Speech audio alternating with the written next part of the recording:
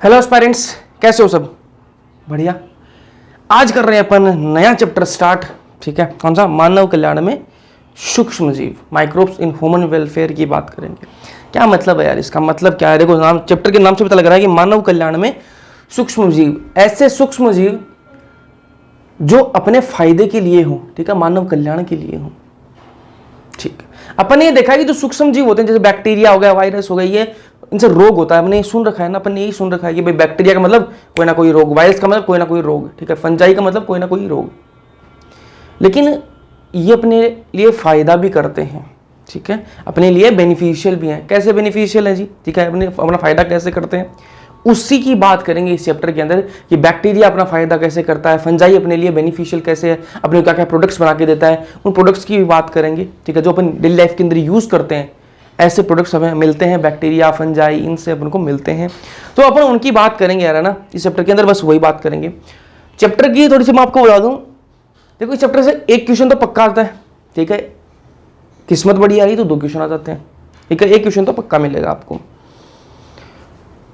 और कभी कभी 2 क्वेश्चन भी आ जाते हैं, तो एक क्वेश्चन तो आप मान के चलो, है ना।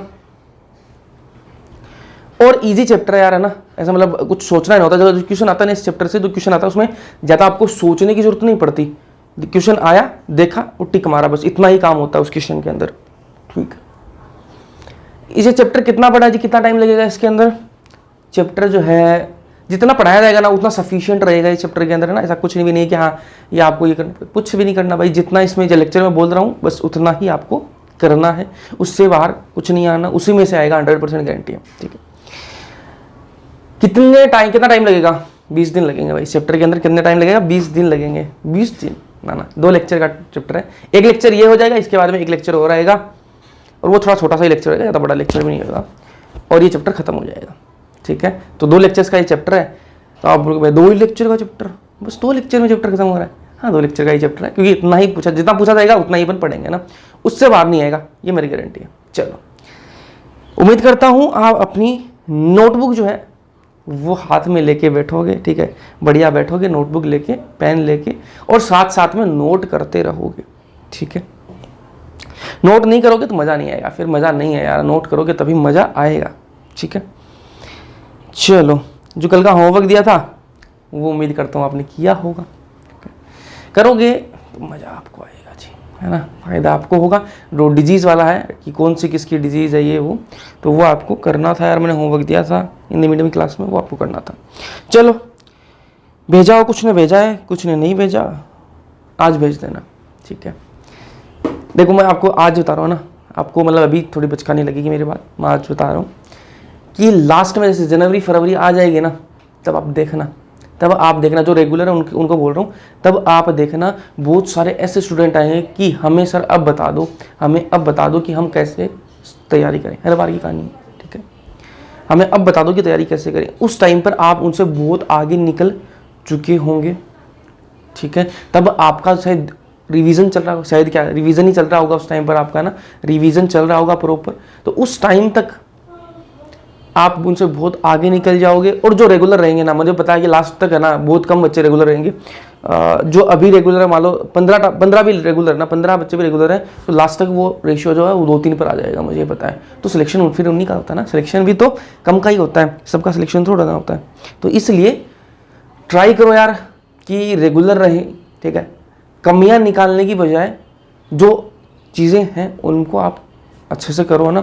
अब कुछ कमी क्या निकालते हैं, छोटी छोटी चीज़ों में कमी निकालते हैं ना।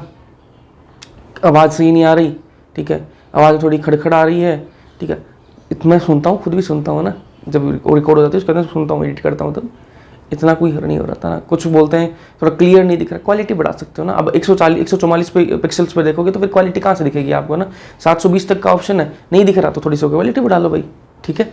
तो ये छोटी छोटी चीज़ों की कमियाँ निकालने की बजाय जो कंटेंट है उस पर फोकस करोगे ताकि आपको मज़ा आएगा। चलो, ज्ञान हो गया। आज वो केमिस्ट्री की बात कर रहा हूँ, केमिकल बॉन्डिंग भी आज खत्म हो जाएगा हिंदी मीडियम का, ठीक है। हाँ, काफ़ी उसमें बीच में इरेगुलर लेक्चर है, इस वजह से टाइम लग गया। बाकी केमिकल बॉन्डिंग को आज खत्म कर देंगे, तो क्लास के अंदर सारे आना यार, है ना। अब क्लास नहीं लोगे तो फिर मेरे को मज़ा नहीं आता, फिर यार कि यार क्या ही मेहनत करूँ, क्या ही इनको DPP दूँ, ठीक है। क्लास तो कोई भी रेगुलर नहीं ले रहा, क्योंकि एक भी बच्चा पता लग जाता है मुझे, उसमें दिखा देता है कि कितने बच्चों ने पूरी देखी है क्लास, है ना। तो मुझे पता लग जाता है यार किसी ने भी, एक ने भी पूरी नहीं देखी है ना, तो फिर दिक्कत होती है यार क्या ही इनको मैं DPP दूँ, क्या ही मैं टेस्ट बनाऊँ, फिर वो मज़ा नहीं आता। इसलिए क्लास जो है, जो कर रहे हैं उनको बोल रहा हूँ, जो कर रहे हैं कुछ तो ऐसे तो खोल के बंद करने वाले होते हैं, उन जो 10-15 भी जो है ना, जो रेगुलर देख रहे हैं, उनको मैं बोल रहा हूँ कि क्लास जो रेगुलर करिए यार, पूरी देखा करो ना। पूरी नहीं देखोगे, आधी आधी देख के चले जाओगे, आपका ही नुकसान। देखो मुझे जितना ऐड से मिलना था ना, मुझे जो पैसे ऐड से मिलने थे वो आपने एक बार खोल लिया, मुझे मिल गए, ठीक है। क्योंकि मैं प्रीमियर पर रखता हूँ, अगर प्रीमियर पर ना रखूँ, मैं वीडियो ऐसे डायरेक्ट अपलोड करता हूँ ना, तब मुझे बीच बीच में भी ऐड दिखाता है, लेकिन प्रीमियर में सिर्फ एक बार ऐड दिखाता है, उसके बाद में बीच में ऐड नहीं दिखाता, ठीक है। सिंपल से आपको मैं बात बताऊं, तो यूट्यूब पर डायरेक्ट वीडियो अपलोड करते हैं तो बीच बीच में भी ऐड दिखाता है ना। मैं आपको प्रीमियर इसीलिए करता हूं ताकि आपको बीच बीच में ऐड ना दिखे, आपको परेशानी ना हो, वरना तो मैं डायरेक्ट वीडियो अपलोड करूंगा तो तुमको ज़्यादा पैसे मिलेंगे, ज़्यादा पैसे आएंगे, ठीक है। जो अब आ रहे हैं, जितने भी 10-15 रुपये आ रहे हैं, ठीक है, उससे थोड़े से ज़्यादा रुपये आएंगे मेरे पास में, अगर मैं डायरेक्ट अपलोड करूंगा। लेकिन मैं प्रीमियर इसीलिए करता हूँ कि एक बार ऐड दिखा दे, उसके बाद में यार बीच बीच में आपको परेशानी ना हो, इसलिए मैं प्रीमियर करता हूँ। तो मुझे तो फायदा मिल जाएगा, तो आपने एक बार भी खोला ना, मुझे जो मिलना था वो मिल गया, ठीक है। अब आपका वो है ना कि आप उसको पूरी देखोगे तो आपका फायदा हो जाएगा जी, ठीक है। अब देखो मैंने कितने चैप्टर करवा दिए, 5 हो गए ना, हाँ 5 चैप्टर हो गए, ठीक है। 5 चैप्टर हो गए, ये 6ठा चैप्टर चल रहा है, ठीक है। इसके बाद में बायोटेक वाली यूनिट है और आपकी जेनेटिक्स वाली यूनिट है। 2 यूनिट जो है वो थोड़ी बड़ी हैं, बाकी फिर तो वो इकोलॉजी बच जाएगी, उसके अंदर 2 दिन का ही चैप्टर है, ठीक है। 2 दिन का, कुछ तो 1 दिन में मैं करवा दूंगा पूरा। तो अभी 12th का ज़्यादा सिलेबस बचा नहीं है, जेनेटिक्स में टाइम लगाऊंगा पूरा, ठीक है। उससे पहले मैं बायोटेक करवाऊंगा, फिर जेनेटिक्स में जाऊंगा, तो जेनेटिक्स में थोड़ा टाइम लगेगा, बाकी ये खत्म है। ये समझो कि अगस्त 1 के अंदर इसका कंप्लीट कर दूंगा, मैं सिलेबस कंप्लीट करवा दूंगा मोस्ट प्रोबेबली, ठीक है। मोस्ट थोड़ा टाइम लग सकता है, लेकिन एग्जैक्ट नहीं बताया कि अगस्त 1 में हो जाएगा। अगस्त तक ये सिलेबस मैं खत्म कर दूंगा 12th क्लास का, फिर 11th क्लास स्टार्ट कर दूंगा। तो साथ में रहोगे, इस स्पीड में आप साथ में रहोगे तो मैं रिवीजन आपको कितनी बार करवा दूंगा, NCERT की रीडिंग भी करवाऊंगा, है ना। अब अभी कुछ को ये लगता है कि यार अभी जून चल रहा है ना, जून चल रहा है, एक बार चैप्टर देखो कितने हो गए अपने, कितनी पेज से चल रहा है ना। अभी आपको लगता है यार केमिस्ट्री की लेक्चर नहीं हो रही, केमिस्ट्री में 2 चैप्टर हो गए हैं अपने, आज एक लेक्चर होगा, उसमें केमिकल बॉन्डिंग खत्म हो जाएगा। पीरियोडिक टेबल और केमिकल बॉन्डिंग जो सबसे बड़ा चैप्टर है इनऑर्गेनिक केमिस्ट्री का, ठीक है। तो ये समझो कि जुलाई अगस्त तक है ना, आपकी इनऑर्गेनिक केमिस्ट्री जो है वो भी खत्म हो जाएगी। 15 जुलाई तक मैं 11th क्लास की इनऑर्गेनिक खत्म करवा दूंगा। तो फिर आपको रिवीजन करना है ना, अगर अभी आप क्लास नहीं लोगे तो फिर रिवीजन में मज़ा नहीं आएगा, इसलिए क्लासेस जो है वो रेगुलर करो यार, ठीक है। चलो ज्ञान बहुत ज़्यादा हो गया, अब करते हैं अपना चैप्टर स्टार्ट। थोड़ा सा मुझे ज्ञान दे देता हूँ मैं, क्लास जब चैप्टर नया स्टार्ट करता हूँ तो ज्ञान देता हूँ, बाकी तो आपको पता मैं बस चलता रहता हूँ। माइक्रोब्स की बात करें, माइक्रोब्स है क्या बवाल यार, सूक्ष्म जीव होता क्या है। सबसे पहले तो बात करेंगे सूक्ष्म जीव क्या है, अपन बात तो यही करेंगे इसमें कि मानव कल्याण में सूक्ष्म जीव का क्या रोल है भाई, अपन को क्या क्या इससे उत्पाद मिल जाते हैं, क्या क्या फायदे मिलते हैं अपन को सूक्ष्म जीव से, उनकी बात करेंगे। नुकसान वाली बात आप कहाँ करके आ चुके हैं, ये ह्यूमन हेल्थ एंड डिजीज के अंदर अपन को कौन कौन सी बीमारी करते हैं वो सारे अपन पढ़ के आ गए हैं ना, मानव स्वास्थ्य तंत्र के अंदर अपन पढ़ के आ चुके हैं। इस चैप्टर के अंदर अपन को फायदे क्या हो सकते हैं उनकी बात करेंगे ना। तो सबसे पहले तो सूक्ष्म जीव क्या होता है उसकी बात कर लेते हैं। तो जिसको देखने के लिए कंपाउंड माइक्रोस्कोप यूज करना पड़े ना, जिस भी चीज को देखने के लिए कंपाउंड माइक्रोस्कोप यूज करना पड़े वो क्या सूक्ष्म जीव है जी। जिस भी ऐसा कोई जीव जिसको देखने के लिए कंपाउंड माइक्रोस्कोप का यूज करना पड़े वो क्या है, सूक्ष्म जीव, ठीक है। वापस बोलता हूं, सूक्ष्म जीव क्या है, जिसको देखने, ऐसा जीव जिसको देखने के लिए कंपाउंड माइक्रोस्कोप का यूज करना पड़े वो सूक्ष्म जीव। अपनी आंखों से नहीं देख सकते भाई, अपनी आंखों से आप नहीं देख सकते, आपको सूक्ष्म जो कंपाउंड माइक्रोस्कोप है उसका आपको यूज लेना पड़ेगा, उसकी मदद से आपको देखना पड़ेगा। तो इसके एग्जांपल आपको सबको बताया नॉर्मल, देखो ये डेफिनेशन बतानी थी इसलिए बतानी पड़ी मेरे को, क्योंकि एनसीईआरटी में जो इंट्रोडक्शन है वो तो आपको बताना पड़ेगा, उसी हिसाब से अपन चलेंगे। बाकी सबको पता ही सूक्ष्म जीव क्या होते हैं। तो इसके अंदर क्या भाई, बैक्टीरिया हो गया सूक्ष्म जीव है, फंजाई क्या है सूक्ष्म जीव है, प्रोटोजोआ, ठीक है, प्रोटिस्टा, वायरस, वायरस, प्रोइंस, ठीक है, ये सारे क्या है, सारे क्या है सूक्ष्म जीव है। इन सबको देखने के लिए आपको माइक्रोस्कोप की जरूरत पड़ती है। चलो माइक्रोब्स की लोकेशन क्या भाई, अब इनकी लोकेशन देख लो भाई, ये माइक्रोब्स आपको मिलेंगे कहां पर, ठीक है। अब आपको ये बात तो पता लग गई कि भैया माइक्रोब्स होते क्या हैं, वो तो आपको पता लग गया, लेकिन अब माइक्रोब्स रहते कहां पर है वो पता लगाते हैं। ठीक है। इनकी लोकेशन होते क्या है वो समझ गए, अब इनकी लोकेशन देखो। एयर हवा के अंदर आपको मिल जाएंगे, वाटर पानी के अंदर, लैंड जमीन पर, एवरीवेयर हर जगह मिल जाएंगे, है ना, ठीक है। हवा पानी मिट्टी हर जगह पर आपको ये जो सूक्ष्म जीव है ये आपको मिल जाएंगे, ठीक है। गट इंटेस्टाइन जो है ना, आपकी इंटेस्टाइन के अंदर भी माइक्रोब्स रहते हैं, ठीक है। ऑन एनिमल्स, जानवरों के ऊपर भी माइक्रोब्स रहते हैं, जानवरों के अंदर तो रहते ही हैं, जैसे मैंने आपको बता दी इंटेस्टाइन अपन जानवर ही था, अपनी इंटेस्टाइन के अंदर तो सूक्ष्म जीव रहते ही हैं, इनकी लोकेशन है कि अपनी इंटेस्टाइन भी है, लेकिन जानवरों के ऊपर भी रहते हैं, उसको क्या बोलेंगे, पैरासाइट के रूप में रहते हैं ये, जानवरों के ऊपर एक पैरासाइट के रूप में ये रहते हैं।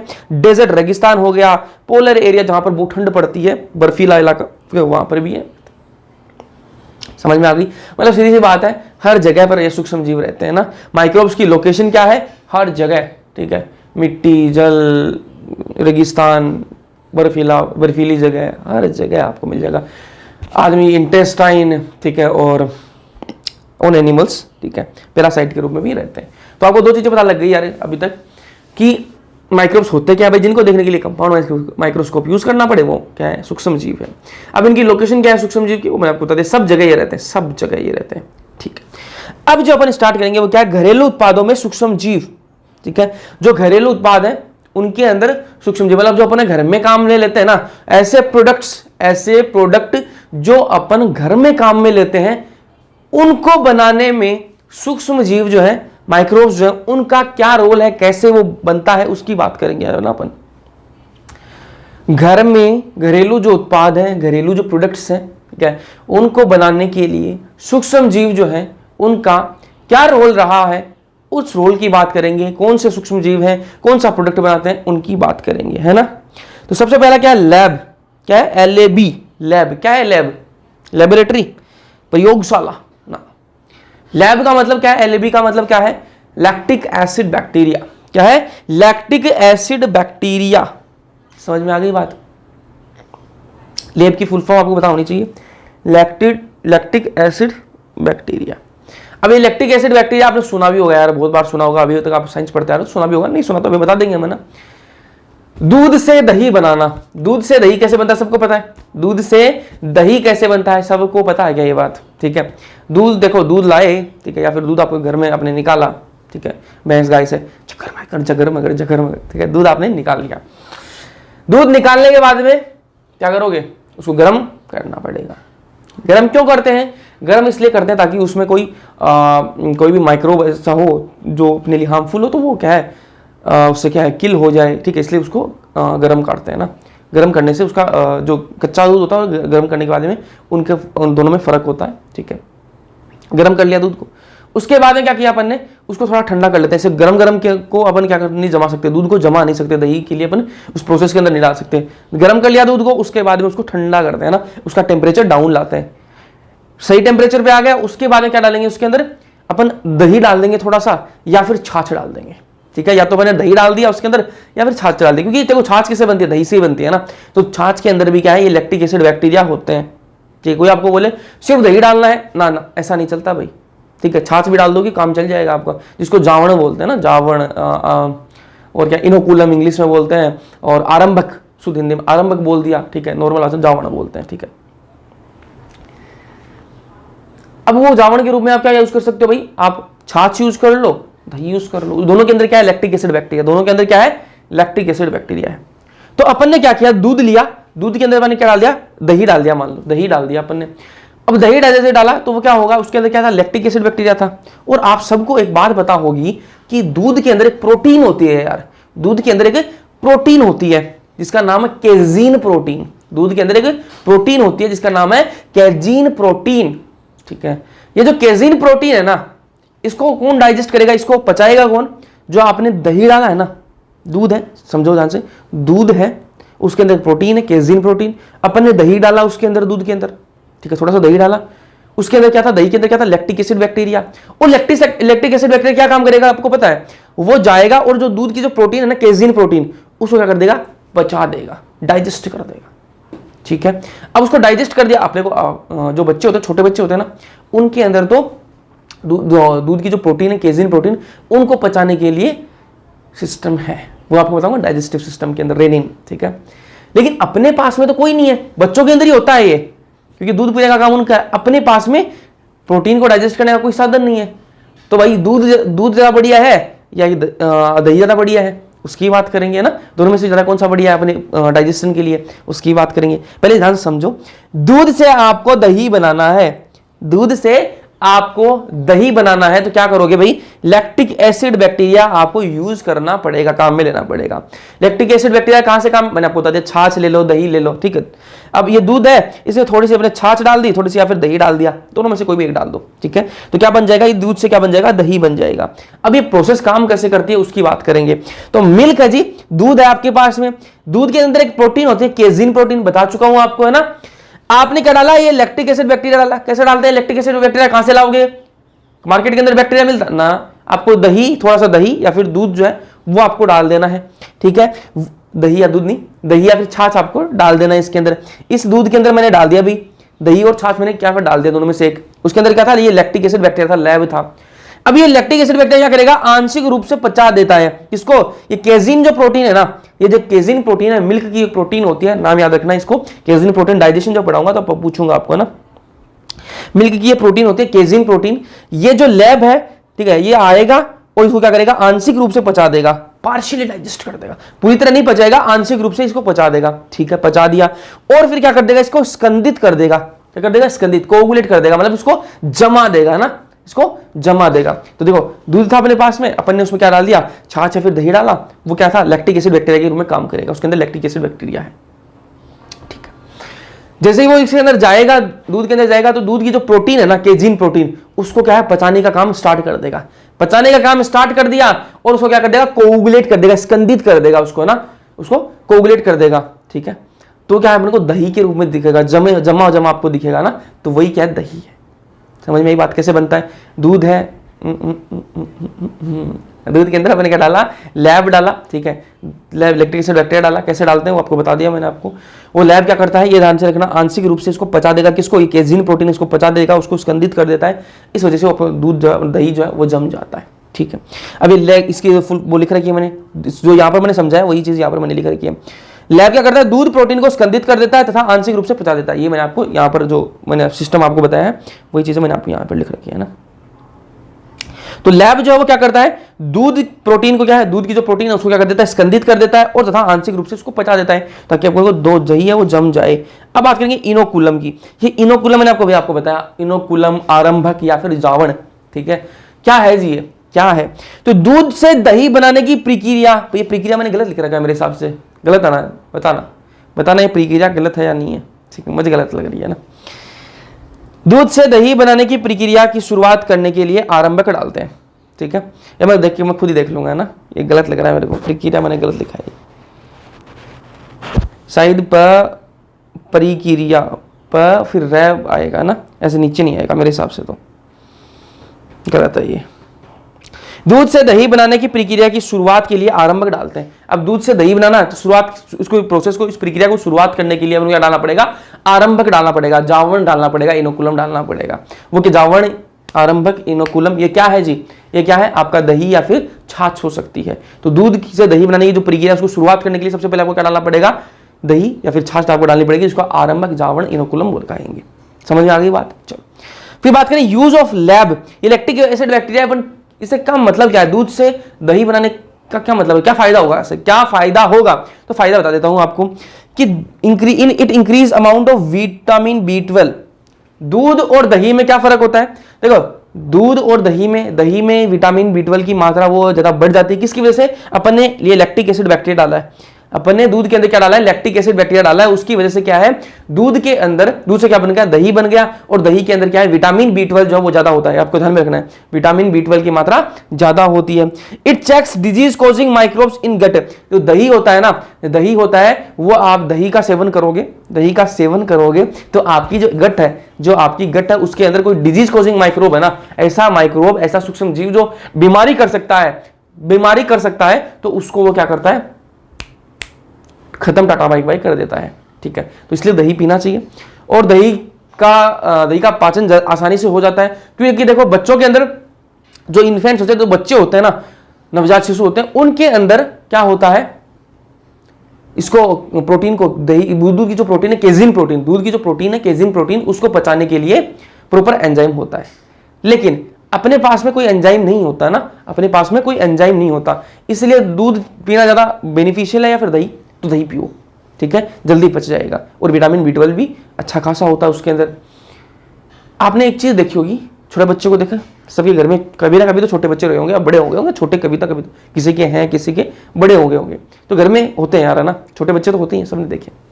तो उस बच्चे को दूध पिलाओ, उस बच्चे को दूध पिलाओ और फिर वो उल्टी करता है ना, छोटा बच्चा उल्टी कर देता है, तो वो छोटा बच्चा उल्टी जब करता है ना, तो उसका जो दूध निकलता है ना, वो आपने देखा होगा, तो वो जमा जमा निकलता है दूध, ठीक है। छोटा बच्चा उसको दूध पीता है, छोटा बच्चा, वो जब दूध निकलता है बाहर, जब वो उल्टी करता है तब वो दूध निकलता है, तो वो कैसा एकदम जमा जमा, मतलब पूरा दही जैसा नहीं निकलता, लेकिन दही में ऐसा लग रहा है पानी, थोड़ा सा दही था, जमा हुआ दही था, उसके अंदर थोड़ा पानी मिला दिया, तो वो एकदम जमा जमा सा, एकदम दूध नहीं निकलता, वो जमा जमा सा निकलता है। क्यों निकलता है? क्योंकि उसके अंदर रेनिन था, उसके अंदर क्या था? रेनिन था, और रेनिन ने क्या किया? उस प्रोटीन को पचा दिया। कौन सी प्रोटीन को? केजीन प्रोटीन को पचा दिया। ये अपन डाइजेशन वाले चैप्टर के अंदर बात करेंगे 11th क्लास के अंदर, लेकिन बता रहा हूं आपको कि ये आप बच्चे के अंदर भी देख सकते हो कि जो केजिन प्रोटीन अपन ने पिलाया दूध, उसके अंदर केजिन प्रोटीन है, उसको पचाने के लिए बच्चे के अंदर क्या होती है? रेनिन होती है। वो रेनिन जो है इस केजिन प्रोटीन को पचा देगा, जब उल्टी करता है ना, तो वो आपको जमा जमा दिखाई देता है, स्कंदित दिखाई देता है। समझ में आ गई बात? तो दूध से दही बनाना आ गया, दूध से दही बना लोगे, अब कोई दिक्कत नहीं है, ठीक है, दूध ला देंगे तो दही बना दोगे, हाँ, दूध ले आना और दही जमा लेना, ठीक है। फिर बात करेंगे फर्मेंटेशन की, किण्वन की बात करेंगे ना, किण्वन की बात करेंगे। फर्मेंटेशन, ये फर्मेंटेशन से अपन क्या क्या प्रोडक्ट्स बना सकते हैं घर में। अभी पहला टॉपिक अपन क्या पढ़ रहे थे कि घरेलू प्रोडक्ट की बात करें, तो घर में अपन क्या क्या प्रोडक्ट बना सकते हैं उनकी बात करेंगे, है ना। तो घरेलू प्रोडक्ट की बात करेंगे, फर्मेंटेशन, किण्वन, ठीक है। इसमें क्या होता है? CO2 का फॉर्मेशन होता है। फर्मेंटेशन के अंदर क्या होता है? CO2 बनती है, ठीक है। अब जब CO2 बनेगी ना, तो कोई भी चीज में क्या होता है? कोई भी चीज में CO2 बाहर निकल ना, वो फूल जाती है। कोई भी चीज है, मान लो कोई भी एक चीज लेते हैं, जैसे इडली डोसा हो गया, ब्रेड हो गया, इनके अंदर से जब CO2 निकलेगी तो इनमें क्या हो जाएगी? तो छेद हो जाएंगे, इनके अंदर क्या हो जाएंगे? छेद हो जाएंगे छोटे छोटे, और इनमें क्या हो जाएगा? ये फूल जाते हैं। जैसे आपने देखा इडली डोसा देखा होगा, फूले हुए दिखा देते हैं ना, पफ्फी दिखता है आपको ना, तो ये फूल जाते हैं। समझ में आ गई आपको एक चीज कि फर्मेंटेशन जो किण्वन जो है, ठीक है, ये क्या होता है? CO2 का फॉर्मेशन होता है, CO2 बनती है इसके अंदर, ठीक है। और CO2 जो बनती है तो CO2 बाहर निकलेगी, CO2 जो बाहर निकलती है, CO2 बाहर निकलती है तो क्या वो फूल जाता है, वहां से क्या होता है? फूल जाता है, वो प्रोडक्ट जो फूल जाता है, ठीक है। अब आपने कोई एग्जांपल दूं, इडली डोसा, ठीक है, खाया है सबने, खाया है सबने, देखा तो होगा यार, मैंने नहीं खाया है ना, इडली तो शायद खाई है मैंने, डोसा नहीं खाया, ठीक है। तो ब्रेड भी खाई है, डोसा नहीं खाया ना, इडली डोसा की बात कर लेते हैं, सुना ही है, खाया नहीं। इडली डोसा की बात कर लेते हैं। तो ये देखो, दाल चावल के आटे का किण्वन करते हैं अपन इसमें, है ना।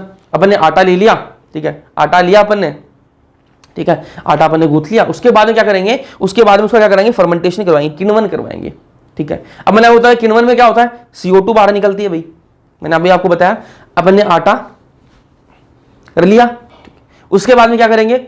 उसके बाद में उसमें क्या करेंगे? फर्मेंटेशन करवाएंगे, किण्वन करवाएंगे। तो किण्वन में मैंने आपको बता दिया कि यहाँ पर क्या होती है? CO2 निकलती है भाई, CO2 बनती है, CO2 निकलेगी तो वो बाहर भी निकलेगी, ठीक है। तो यहाँ पर क्या किण्वन करवाया अपन ने, किण्वन में क्या होती है? CO2 बाहर निकलेगी, CO2 गैस निकलेगी, CO2 गैस निकलेगी बाहर। जब CO2 गैस बाहर निकलेगी तो जो जिस प्रोडक्ट से, उस आटे से निकल रही है CO2 गैस बाहर, तो उसमें क्या बन जाएंगे? छोटे छोटे छेद बन जाएंगे। क्या बन जाएंगे? छोटे छोटे छेद बन जाएंगे, और छोटे छोटे छेद बन गए तो वो क्या? फूल जाएगा, वो प्रोडक्ट क्या है? फूल जाएगा, और फूल जाएगा तो उसमें क्या है? आपको फूला हुआ दिखाई देगा। तो ये इडली होते हैं, डोसा होता है, आपने देखा होगा फूले हुए होते हैं, फूले हुए होते हैं। समझ में आई बात? वापस बताऊं, इडली डोसा का अपन ने आटा लिया, आटा गूंथ लिया, उसके बाद में क्या करेंगे? उसमें किण्वन करवाएंगे। किण्वन जब करवाते हैं तो पहले आपको बता दें कि किण्वन जब होता है तो उसके अंदर क्या होता है? CO2 बनती है, CO2 बनेगी तो वो बाहर निकलेगी।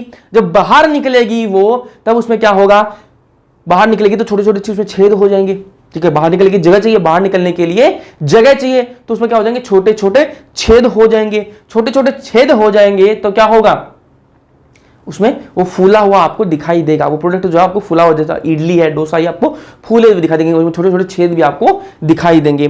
तो इसका जो इडली और डोसा का जो किण्वन होता है, किसके द्वारा होता है? बैक्टीरिया के द्वारा होता है। ये आपको ध्यान में रखना है।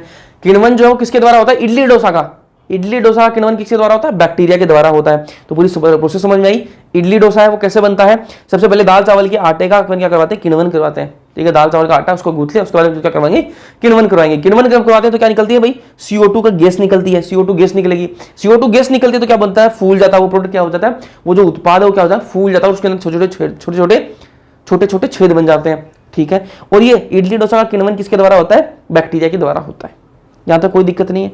अब बात करेंगे ब्रेड की। ब्रेड सबने देखी है, ब्रेड सबने देखी है, खाई भी होगी, नहीं खाई कोई दिक्कत नहीं। ठीक है, मैंने ये डोसा नहीं खाया यार अभी तक, है ना, खाना पड़ेगा, कभी घर वालों को बोलना पड़ेगा। माँ जाते नहीं भाई कहीं, तो ठीक है, तो कहीं आज जाते हैं नहीं, यहीं रहते हैं पूरे दिन आपके क्लासेस के चक्कर में। तो क्या घर पे तो यही ब्रेड तो कभी बना देते हैं घर वाले। डोसा बनवाने की करनी पड़ेगी कभी जिद, डोसा बना के दो भाई। चलो, ब्रेड जो है वही आपके इनसाइड में देखें कि भाई दाल चावल का आटा है, उसको क्या कर दिया? गूंथ लिया। ठीक है, उसके बाद क्या करेंगे? उसका किण्वन करवाएंगे। किण्वन करवाते तो क्या आपको पता है कि निकल क्या होता है? CO2 बनती है जी। CO2 बनेगी तो वो बाहर भी निकलेगी। अब बाहर जब निकलेगी वो, ठीक है, बाहर जब निकलेगी वो, तो उसमें क्या है? छोटे छोटे छेद बन जाएंगे, क्योंकि निकलने के लिए जगह तो चाहिए, तो छोटे छोटे छेद बन जाएंगे और क्या बन जाएगा? वो फूला हुआ आपको दिखाई देगा। ठीक है, तो इसका किण्वन किसके द्वारा होता है? यीस्ट के द्वारा होता है। यीस्ट क्या होती है? फंगस होती है, फंजाई है। ठीक है, यीस्ट कौन सी? Saccharomyces cerevisiae. कौन सी? Saccharomyces cerevisiae. ठीक है, तो मैंने आपको क्या बताया? इडली डोसा का किण्वन किसके द्वारा होता है? बैक्टीरिया के द्वारा। तो दोनों में CO2 गैस निकलती है, दोनों में किण्वन जब होगा तो CO2 गैस तो निकलेगी। तो बैक्टीरिया के द्वारा होता है इडली डोसा का, और CO2 गैस ये आपको इंपॉर्टेंट है, बैक्टीरिया के द्वारा होता है। ठीक है, ब्रेड का किसके द्वारा होगा? यीस्ट, जो ये एक फंजाई है, सैकरोमाइसिस सर्विसी। यीस्ट कौन सी? Saccharomyces cerevisiae. ठीक है, CO2 गैस यहां से भी निकलती है ना, ये CO2 गैस में एस लगाना रह गया जी। चलो, यहां तक समझ में आ गई आपको। फिर बात करेंगे टोडी की। ये टोडी क्या है? टोडी क्या है? साउथ इंडिया की, दक्षिण भारत जो है वहां पर एक ये ट्रेडिशनल ड्रिंक है, पारंपरिक पेय है वहां का। ये पेय मतलब ड्रिंक। ठीक है, वहां का ये क्या है? पारंपरिक पेय है, वहां पर ये पिलाया जाता है। ठीक है, ट्रेडिशनल ड्रिंक। कैसे बनता है उसकी बात कर लेते हैं ना, कैसे बनता है ये टोडी जो है, कैसे बनती है? देखो, पाम ट्री है, ताड़ वृक्ष, ये जी वृक्ष है,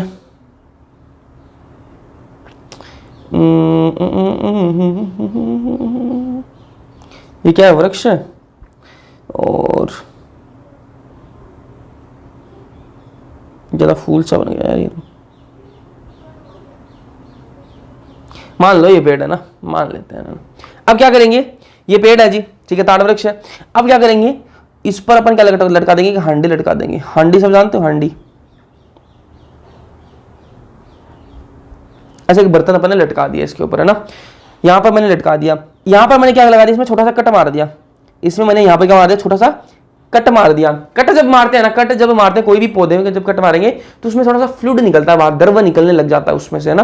तो मैं जैसे ही यहां पर कट लगाऊंगा तो इसमें से क्या निकलेगा? फ्लूइड निकलेगा। इसमें से क्या निकलने लग जाएगा? फ्लूइड निकलने लग जाएगा, द्रव से निकलने लग जाएगा ना, और वो इसके अंदर आके भर जाएगा, इसके अंदर आने के भरने लग जाएगा। ठीक है, इस जो बर्तन अपन ने लटकाया है वहां पर, उसके अंदर आके वो भरने लग जाएगा। फिर वो जो भरा है ना, जो इसके अंदर वो द्रव आया है, इस प्लांट का, ये जो पौधा है, ये जो पेड़ है, इसका जो ताड़ वृक्ष जो है, इसका जो द्रव आया है, उसका मैं क्या करवाऊंगा? उसका मैं क्या करवाऊंगा? किण्वन करवाऊंगा। क्या करवाऊंगा? फर्मेंटेशन करवाऊंगा। ठीक है, जब फर्मेंटेशन करवाऊंगा तो मुझे क्या मिल जाएगा? टोडी मिल जाएगी। क्या मिल जाएगी? टोडी मिल जाएगी। टोडी क्या है? पहली बात तो समझो, दक्षिण भारत के अंदर ये क्या है? पारंपरिक पेय है। ठीक है, ट्रेडिशनल ड्रिंक है वहां की। ठीक है, वहां पर जब भी कोई काम होता है तो ट्रेडिशनल काम होता है तो पिला देते हैं। ठीक है, तो ये किण्वित द्वारा तैयार की जाती है। मैंने आपको बता दिया कि भाई इसके अंदर पहले तो अपन क्या करेंगे? इसका ये जो है फ्लूइड इकट्ठा करेंगे, इस प्लांट का जो है फ्लूइड इकट्ठा करेंगे, उसके बाद में इसके अंदर फर्मेंटेशन करवाएंगे, किण्वन करवाएंगे, उसके बाद में क्या हो जाएगा? ये बन जाएगा जी, किण्वित द्वारा तैयार की जाती है, टोडी बन जाएगी। समझ में आ गई बात? चलो नेक्स्ट पे चलते हैं भाई। चीज की बात कर लेते हैं, पनीर की। ये सारे क्या है? घर में काम में लिए जाने वाले। अब टोडी जो है वो भी वहां की ट्रेडिशनल ड्रिंक है, तो वो घर में बनाते हैं इसको ना। अब बात करेंगे पनीर की। ठीक है, पनीर, चीज। ठीक है, पनीर सबके घर में बनता है, कभी ना कभी तो बना ही होगा, और नहीं बना तो भी कोई दिक्कत नहीं है ना, नॉर्मल खाना खाओ यार, क्या है पनीर। ठीक है, पनीर, चलो किसी को बुरा लग सकता है, पनीर किसी का बहुत फेवरेट होता है, उसके लिए जान दे सकते हैं पनीर के लिए। तो पनीर देखो, पनीर कैसे बनता है? पनीर सूक्ष्म जीवियों द्वारा किण्वित कराकर, है ना। इसके अंदर भी अपन क्या करवाएंगे? वही फर्मेंटेशन करवाएंगे, किण्वन करवाएंगे। ठीक है, इसमें क्या है? फंजाई और बैक्टीरिया। किससे करवाएंगे अपन?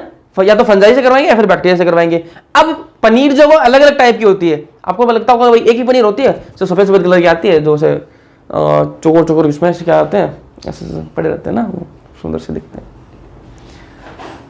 एक ही टाइप की पनीर ना, अलग अलग टाइप की पनीर आती है भैया। अलग अलग टाइप की पनीर कैसे आती है? आप बोलो किण्वन से बनती है भाई, ठीक है पनीर, तो अलग अलग टाइप की कैसे हो सकती है? तो मैंने कहा अगर आप बैक्टीरिया से किण्वन करवा रहे हो, अगर आप बैक्टीरिया से फर्मेंटेशन करवा रहे हो तब अलग टाइप की पनीर बनेगी, अगर आप फंजाई से फर्मेंटेशन करवा रहे हो तब अलग टाइप की पनीर बनेगी। इतनी बात समझ में आ गई आपको? ये तो पता लग गया कि भाई पनीर जो वो किण्वन द्वारा बनती है, ठीक है, किण्वित करा के आप बनाओगे, फर्मेंटेशन से बनाओगे, ये तो आपको समझ में आ गया। लेकिन आपको ये नहीं समझ में आया कि ये अलग अलग टाइप की पनीर कैसे बन सकती है? जब किण्वन से करवा रहे तो एक ही टाइप की पनीर बननी चाहिए, बात तो सही है, लेकिन ये अलग अलग टाइप की ऐसे बनती है क्योंकि अगर आप बैक्टीरिया यूज कर रहे हो किण्वन के अंदर, देखो वहां पर अपन किण्वन करवा रहे थे, देखो अपन यहां पर भी तो किण्वन करवा रहे थे। अगर अपन ने बैक्टीरिया से करवाया तो क्या बन गया? इडली डोसा बन गया, और यीस्ट से करवाया तब क्या बन गया? वो ब्रेड बन गया, ठीक है। तो यहां पर क्या बैक्टीरिया से करवाया तो इडली डोसा, और फंजाई से करवाया तो ब्रेड बना। वैसे ही यहां पर देखो, वैसे ही इस पनीर के अंदर अगर बैक्टीरिया से करवाएंगे तो अलग बनेगा, फंजाई से करवाएंगे तो अलग बनेगा। बैक्टीरिया से करवाएंगे तो अलग पनीर बनेगा, और फंजाई से बनाएंगे तो अलग पनीर बनेगा। अब एक की बात कर लेंगे ना।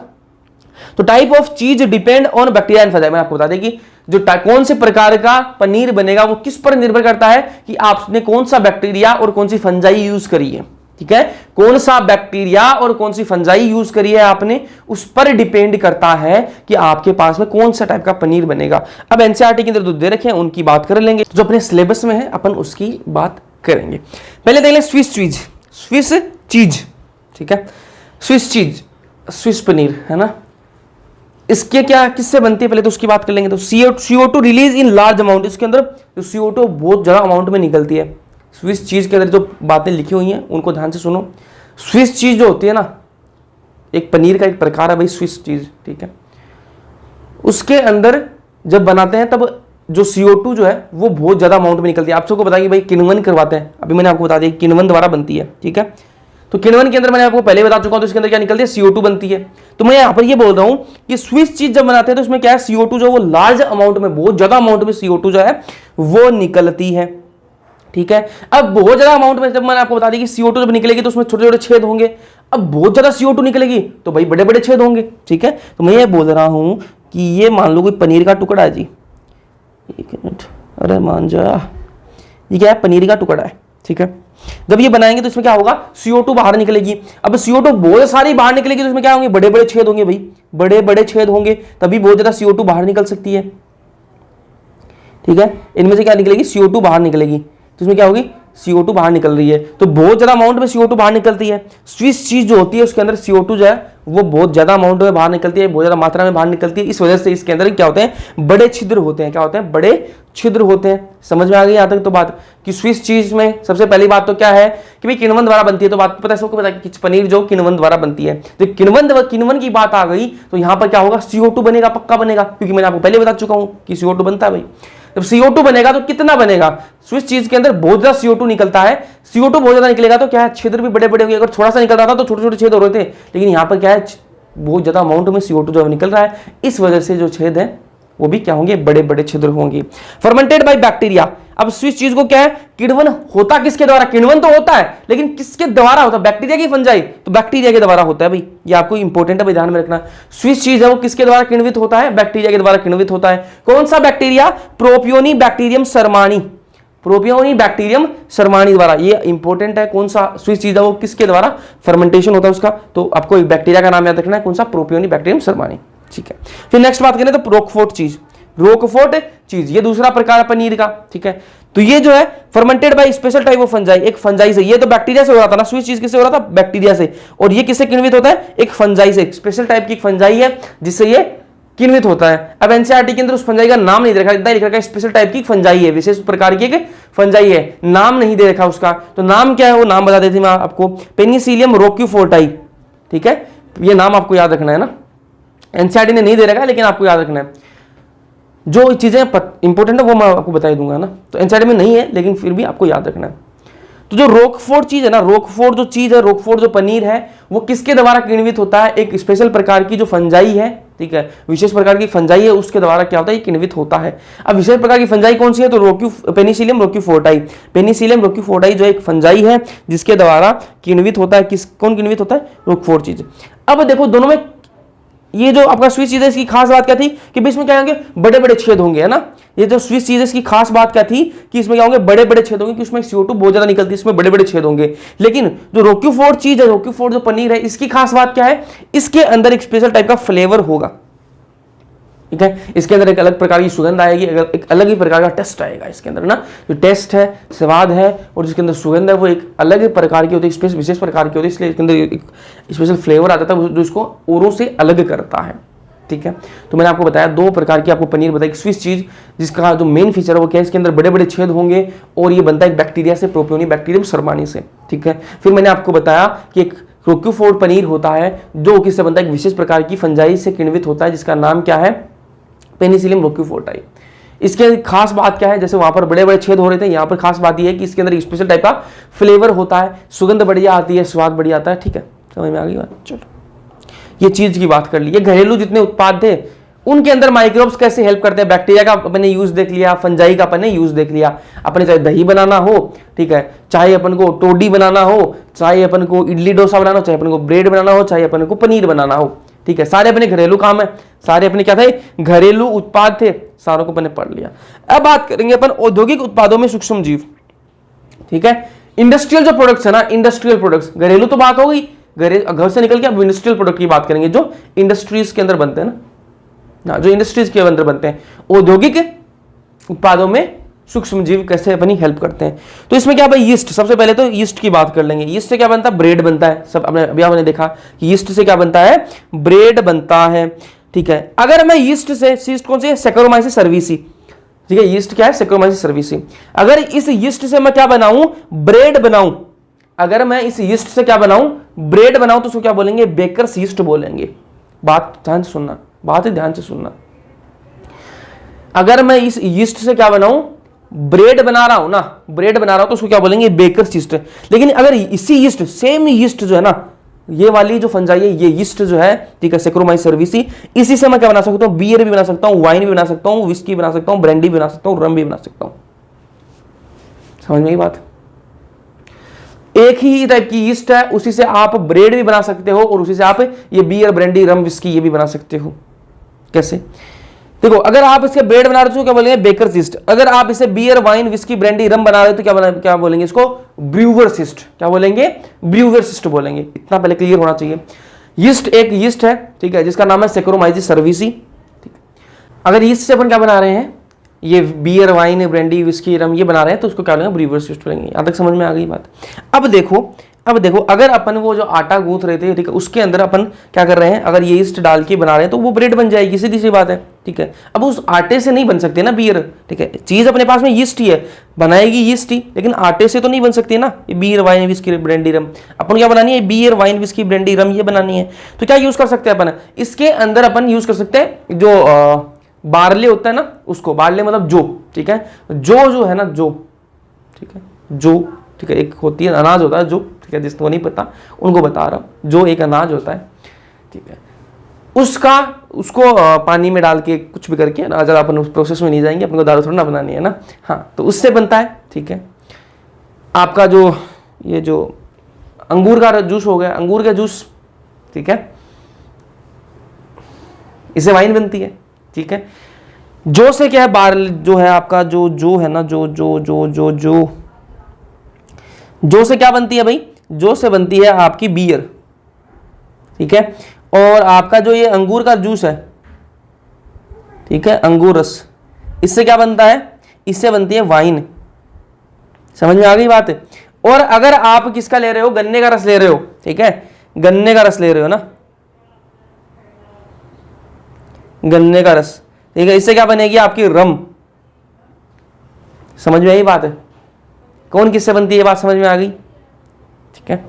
चलो अब ये देखो आपकी विस्की कैसे बनती है ना, और ये ब्रांडी कैसे, इनकी भी बात कर लेंगे ना, इसकी भी बात कर लेंगे ना, कैसे बनेगी। तो सबसे पहले आपको एक चीज क्लियर हो गई कि आपने जो लिया भाई, जो ले लिया आपने, है ना, जो लेके फिर आप उनमें क्या कर रहे हो, यीस्ट डाल दिया आपने, और फिर क्या बन जाएगी आपके पास बियर आ जाएगी, ठीक है।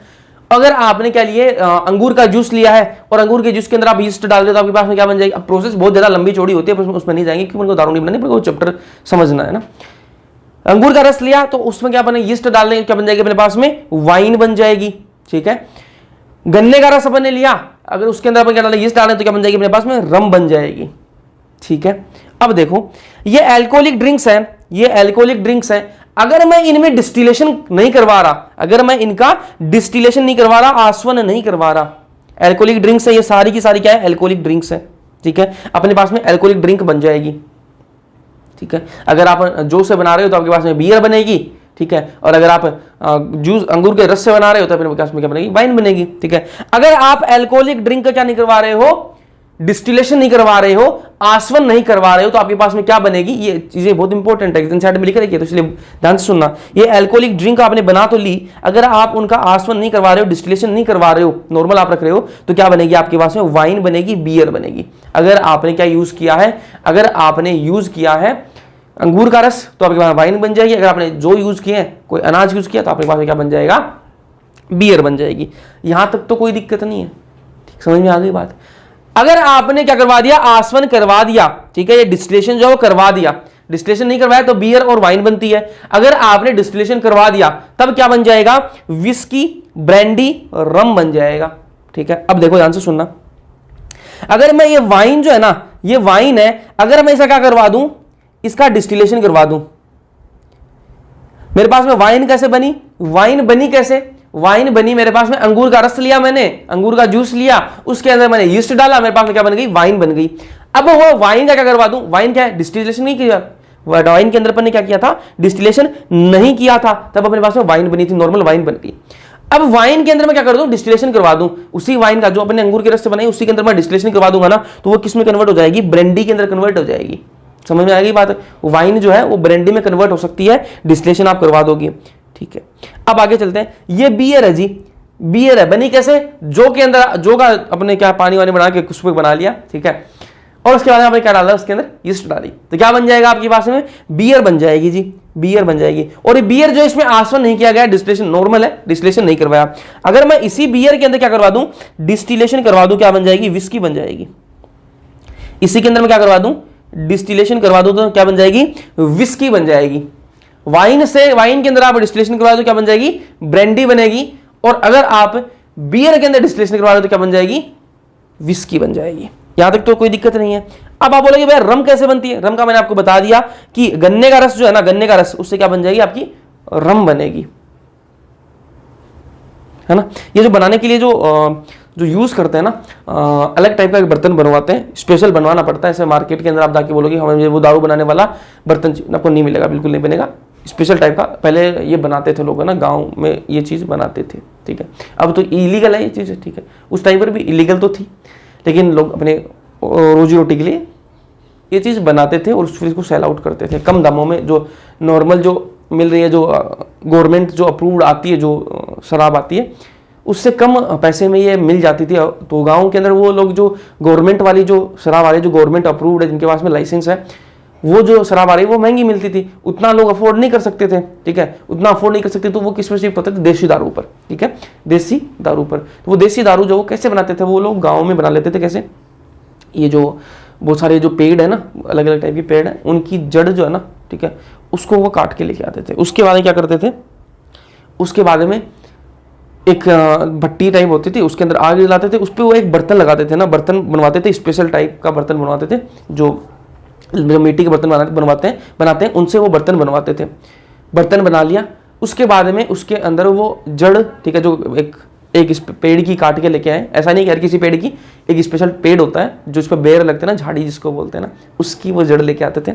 उसके बाद में उस जड़ को क्या करते थे, उस बर्तन के अंदर डालते थे। नीचे आग लगा रखी है, पानी डाल रखा है, उसके अंदर पानी भी डाल रखा है, नीचे आग भी लगा रखी है ना, उसको उबालना है, बहुत ज़्यादा उबालना है ना उस पानी को। उसके अंदर वो जड़ डाल दिया आपने।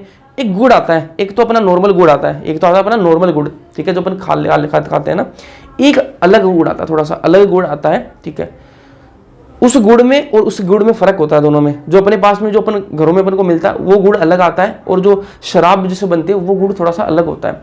वो गुड़ उसके अंदर डाल दिया, ठीक है। अब वो गुड़ इसके अंदर डाल देंगे ना, उसके बाद में अपन ने क्या कर दिया, नीचे उसके आग तो लगाई रखी है, पानी उबलता रहेगा, ऊपर से उसको ढक दिया, बर्तन को अपने ढक दिया। तो ध्यान से समझो, ठीक है, थोड़ी समझा देता हूँ, बाकी अपने काम की नहीं है यार, है ना, थोड़ा सा आइडिया लग जाए दुनिया में क्या क्या चलता है, वो भी आपको आइडिया लग जाए। नीचे आपने क्या ले रखा है भाई, आग जला रखी है, ऊपर आपने क्या लगा दिया, उसके एक बर्तन बनवाया आपने, स्पेशल टाइप का बर्तन बनता है वो आपने बना लिया, उसके अंदर आपने पानी डाला, एक जड़ आपने आप काट के लाए थे एक पेड़ की, उसको जड़ को उसके अंदर डाल दिया उस पानी के अंदर, उसके अंदर आपने गुड़ डाल दिया, वो ठीक है, अलग प्रकार का गुड़ आता है वो, ठीक है, वो डाल दिया आपने, उसके अंदर गुड़ डाल दिया, उसके बाद में उस बर्तन को ढक दिया आपने, ठीक है। नीचे आपको टेम्परेचर बहुत हाई रखना है, ठीक है, भट्टी आपको बढ़िया चलानी है, गैस वाली भट्टी पर काम नहीं चलेगा, लकड़ी से काम चलाना पड़ेगा ना, पूरी भट्टी लकड़ी वाली बनेगी। तो उस टाइम पर कहाँ गैस का काम ही नहीं था ना यार, लकड़ी से काम करते लोग, है ना। तो लकड़ी आपने जला रखी है, बहुत बढ़िया आग लगा रखी है। अब क्या होगा, शराब बनेगी कैसे, वो जो जैसे भाप निकलेगी ना उस पानी से, वो आपने जड़ डाल रखी है, गुड़ डाल रखा है, उसमें से जो भाप निकलेगी ना, जो स्टीम निकलेगी, वो एक पतले से पाइप से होते हुए आएगी, ठीक है, ऊपर भाप क्या पानी से उड़ के ऊपर जाएगी, और उस बर्तन के अंदर एक ऐसी टेक्निक होती है कि वो एक पाइप लगी हुई होती है उसी बर्तन के अंदर, जो अपने चढ़ा रखा है ऊपर बर्तन, उसी के अंदर एक क्या है, पाइप लगी हुई होती है पतली सी, उस पाइप से क्या है वो भाप निकल कर आ रही होगी, बहुत पतली पतली, मतलब छोटी छोटी बूंदे होंगी, छोटी छोटी बूंदे आती रहेंगी उसमें से, उस बर्तन में से, उस पाइप में से छोटी छोटी बूंदे आती रहेंगी। उन छोटी छोटी बूंदों से क्या है, वही क्या बनाती है, शराब बनाती है, वही क्या बनाती है, शराब बनाती है। तो अपन क्या करेंगे, उसको दूसरे बर्तन में उस छोटी छोटी बूंदों को अपन क्या निकाल लेंगे, उसके बाद में उसको स्टोर करेंगे और फिर उसको मार्केटिंग में बेच देंगे, ठीक है। तो लोग ऐसे पहले करते थे, बैन थी, ठीक है, उस टाइम पर भी इलीगल थी, जो पकड़े जाते थे उनको फिर उन पे केस वगैरह होते थे, लेकिन बैन थी, आज भी बैन है, अब तो नहीं होता यार इतना, है ना, लेकिन उस टाइम पहले तो बहुत इसको मतलब ये लोगों के लिए एक रोजगार था, है ना। चलो ये बातें होगी, शराब की बातें ज़्यादा कर ली अपन ने। अपने काम की चीज़ क्या भाई, ये काम की चीज़ है, जो से क्या बनेगा, बियर बनेगा, अंगूर रस से क्या बनेगा, वाइन बनेगा, गन्ने का रस से क्या बनेगा, रम बनेगी, है ना। अब डिस्टिलेशन करवाओगे, डिस्टिलेशन नहीं करवाओगे तो क्या बनेगा आपके पास, वाइन और बियर बनेगा। अगर आप डिस्टिलेशन करवा दोगे तो क्या बन जाएगा, विस्की ब्रांडी रम बन जाएगा। कोई दिक्कत नहीं है, समझ में आ गई बात। ये जो लिखी हुई है ना, ये बातें आपको ध्यान में रखनी है, इनको नहीं भूलना, है ना। फिर आगे चलते हैं, एंटीबायोटिक्स की बात करेंगे। किसकी बात करेंगे, एंटीबायोटिक्स। एंटीबायोटिक्स सब जानते हो ना, सबने सुन रखा है एंटीबायोटिक, कोई भी हुई एंटीबायोटिक ले ले, एंटीबायोटिक ले ले, है ना। चलो बोलते हैं एंटीबायोटिक्स, प्रतिजैविक, हिंदी में क्या बोलते हैं इसको, प्रतिजैविक कहा जाता है। एंटीबायोटिक क्या है, एक ग्रीक वर्ड है ना, ग्रीक भाषा है, उसका शब्द है एंटीबायोटिक। एंटी का मतलब क्या होता है, अगेंस्ट। एंटी का मतलब क्या होता है, अगेंस्ट। बोलते हैं ना ये तो उसके एंटी है ना, उसके अगेंस्ट है ना, उसके खिलाफ है ना, एंटी है ये तो ना। तो एंटी का मतलब क्या होता है, अगेंस्ट, और बायोटिक का मतलब क्या होता है, लाइफ। मतलब क्या है, ये जिंदगी के खिलाफ है, अगेंस्ट लाइफ है ये एंटीबायोटिक क्या होती है, अगेंस्ट लाइफ, जीवन के खिलाफ होता है। इसका मतलब क्या होता है, प्रतिजैविक का मतलब क्या है, ये जीवन के खिलाफ है।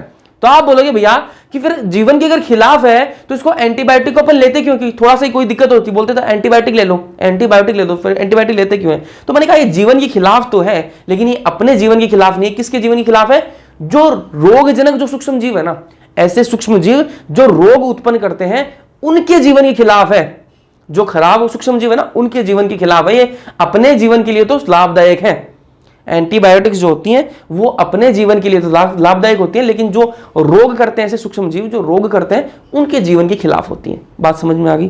चलो, तो ये क्या है, वह रासायनिक पदार्थ जिसका निर्माण कुछ सूक्ष्म जीवियों द्वारा होता है, यह रोग उत्पन्न करने वाले सूक्ष्म जीवियों को मार देती है। ये वो रासायनिक पदार्थ है, एंटीबायोटिक्स क्या है, वो रासायनिक पदार्थ है जिसका निर्माण कुछ सूक्ष्म जीवियों द्वारा ही होता है। या एंटीबायोटिक्स बनाएगा कौन, कुछ सूक्ष्म जीवी ही बनाएंगे, ठीक है। और ये मारते किसको है, सूक्ष्म जीवियों को ही मारते हैं, ठीक है।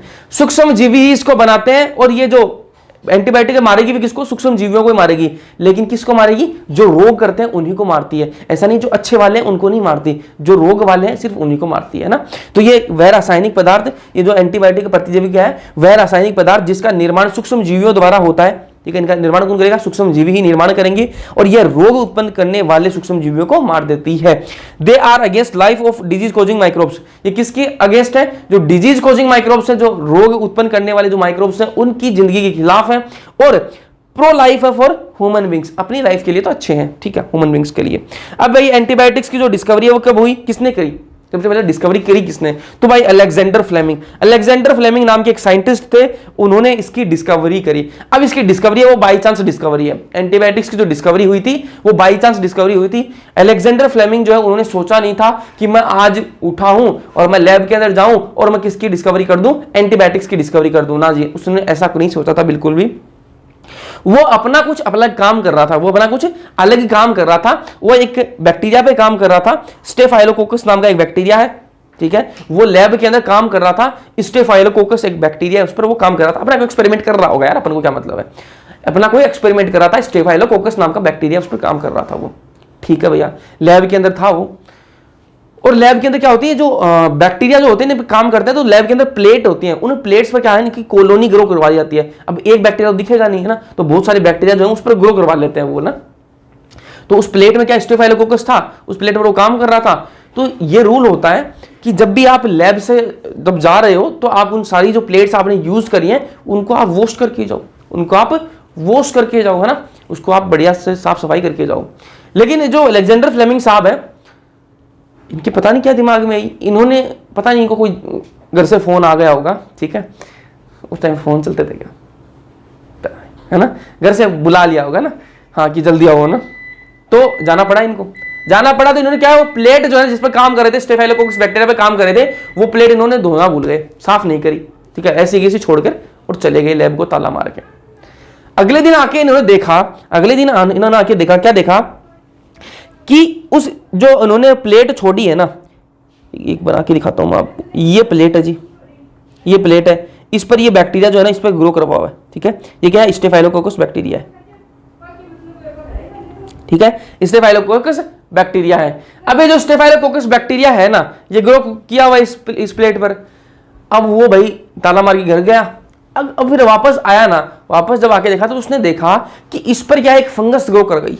ये जो प्लेट है ना, इस पर एक फंजाई भी ग्रो कर गई, वो फंजाई ग्रो कर गई, इस पर क्या है, एक फंगस भी ग्रो कर गई, ठीक है। पूरी प्लेट में क्या था, स्टेफाइलोकोकस बैक्टीरिया था।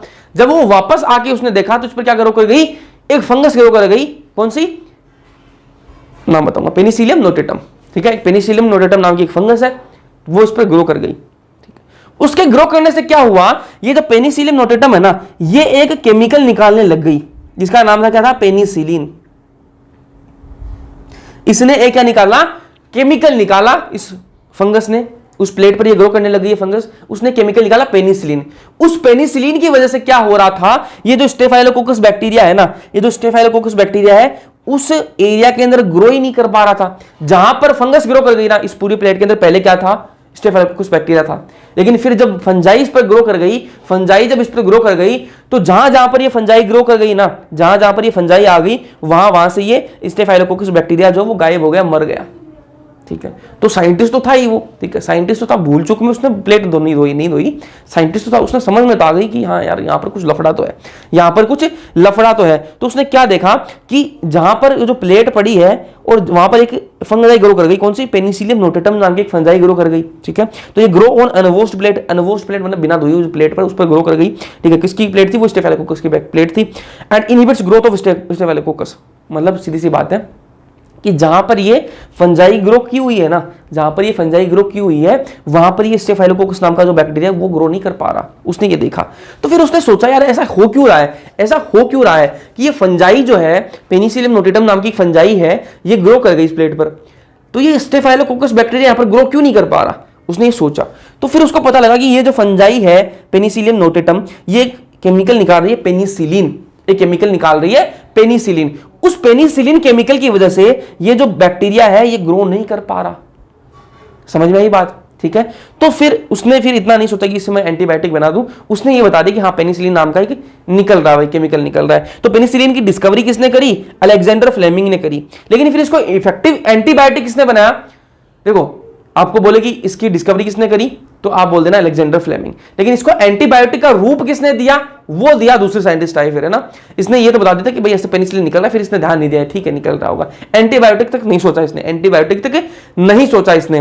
फिर आए इफेक्टिव एंटीबायोटिक, किसने किसने कन्वर्ट करी, भाई इसको अपन दवाई के रूप में काम ले सकते हैं, एंटीबायोटिक के रूप में काम ले सकते हैं।